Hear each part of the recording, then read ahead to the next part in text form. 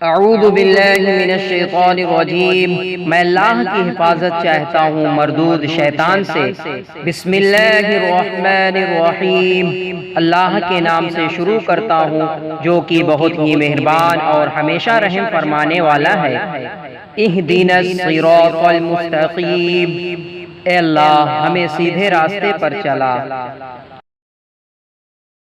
السلام علیکم ناظرین، آپ کا پھر سے خیر مقدم صراط میں انشاءاللہ آج ہم درس حدیث کا 17واں دن مکمل کر لیں گے۔ اور اگر آپ ہمارے چینل میں نئے ہیں تو پلیز ہمارے چینل کو سبسکرائب کر لیں، ساتھ ہی ساتھ بیل آئیکن کو دبائیں تاکہ ہمارے آنے والی تمام ویڈیوز کی نوٹیفیکیشن آپ تک پہنچے۔ آئیے اب درس حدیث کی طرف چلتے ہیں۔ عفان بھائی، امام بخاری نے، جیسا کہ ہم نے پچھلے ویڈیو میں پڑھا تھا کہ کتاب الوحی کا اختتام ہوا، کتاب الایمان کا جو باب باندھا ہے اس میں۔ عفان بھائی، سب سے پہلے میرے سوال ہے آپ سے کہ اصل ایمان کسے کہتے ہیں، اور ایمان کا لغوی معنی کیا ہے اور اس کا شرعی معنی کیا ہے، اس پر ذرا روشنی ڈال دیں۔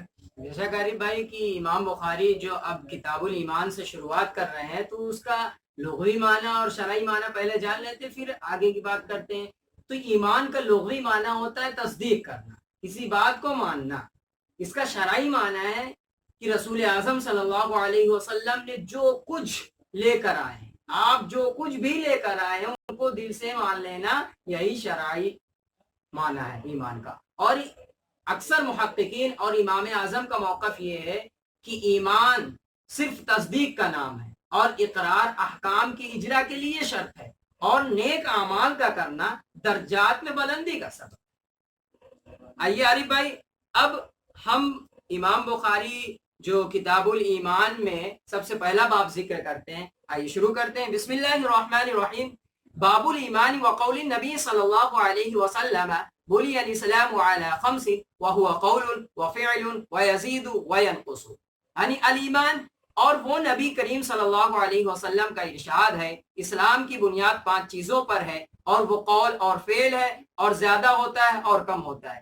علی بھائی، اس حدیث پاک میں اس باب کا جو ذکر فرمایا، حدیث پاک کا ایک پہلا جملہ ہے، یہ حدیث پاک مکمل 8 نمبر حدیث میں اس کا مکمل ذکر آئے گا، اور امام بخاری نے اس میں ذکر فرمائے وَهُوَ قَوْلٌ وَفِعْلٌ، یعنی ایمان قول اور فعل ہے، اور وہ زیادہ ہوتا ہے کم ہوتا ہے۔ اس کے حوالے سے امام بخاری نے قرآن کی کئی آیتیں پیش کی ہیں، ان میں سے 1-2 آیتیں ہم پڑھتے ہیں۔ آپ فرماتے ہیں قال اللہ تعالی لیزدادوا ایمانا مع ایمانہم، اللہ تعالیٰ ارشاد فرماتا ہے تاکہ ان کے ایمان کے ساتھ ایمان زیادہ ہو۔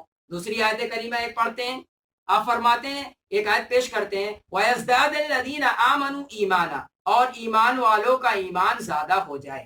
امام بخاری نے اس حوالے سے کئی آیت کریمہ پیش کی ہیں کہ جن آیت کریمہ سے صاف واضح کہ رب کائنات ایمان بڑھانے کا ذکر فرما رہا ہے، یعنی اعمال ایمان میں داخل ہیں، یعنی اعمال کی وجہ سے ایمان بڑھتا ہے۔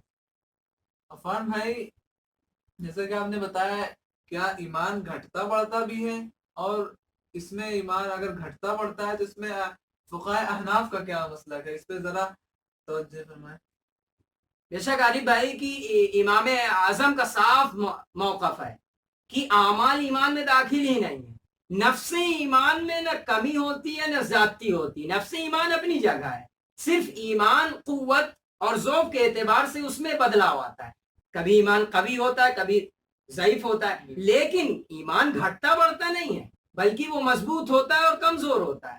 اس کے حوالے سے ایک روایت غلام رسول سعیدی صاحب ان کے حوالے سے بیان کرتے ہیں، امام ابو منصور ماتوریدی، یہ عقائد کے بہت بڑے امام ہیں اہل سنت والجماعت کے، اور حنفی ہیں۔ ان سے ایک بات پیش کرتے ہیں، آئیے میں ان کی بات کو پڑھ کر سناتا ہوں۔ آپ لکھتے ہیں، امام ابو منصور ماتوریدی آپ فرماتے ہیں، اہل ایمان کے سامنے جب اسلام کی حقانیت پر دلائل اور براہین آتے ہیں تو ان کا ایمان اور قوی ہو جاتا ہے، اور ان کے ایمان کے زیادہ ہونے کا معنی یہ ہے کہ وہ اپنے ایمان پر دائم اور ثابت قدم رہتے ہیں، اور جب بھی احکام اور فرائض نازل ہوتے ہیں تو ان کی تصدیق کرتے ہیں، اور ان کے ایمان کے زیادہ ہونے کا معنی یہ بھی ہے کہ ان کی نیکیاں زیادہ ہوتی ہیں۔ یہ معنی ہے، نہ کہ ایمان گھٹتا بڑھتا ہے، بلکہ اعمال کی وجہ سے ان کے ایمان مضبوط ہوتا ہے۔ اور ایک حدیث پاک اور میں پیش کر دوں تاکہ اور بات واضح ہو جائے. یہ دیکھیے حضرت ابو امامہ رضی اللہ تعالیٰ بیان کرتے ہیں کہ رسول اعظم صلی اللہ علیہ وسلم نے ارشاد فرمایا جس نے اللہ تعالیٰ کے